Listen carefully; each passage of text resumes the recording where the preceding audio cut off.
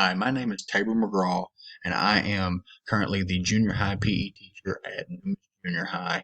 The school itself is seventh, eighth, and ninth grade, but I mainly handle seventh and eighth graders.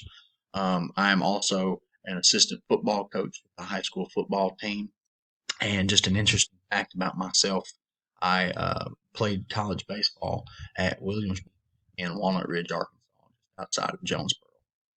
Now, to get into disciplinary literacy a little bit, if you look at the Wisconsin article that was shared with us on Blackboard, you'll see where it says disciplinary literacy is defined as the confluence of content knowledge, experiences, and skills merged with the ability to read, write, listen, speak, and think critically, and perform in a way that is meaningful in the context of any given field.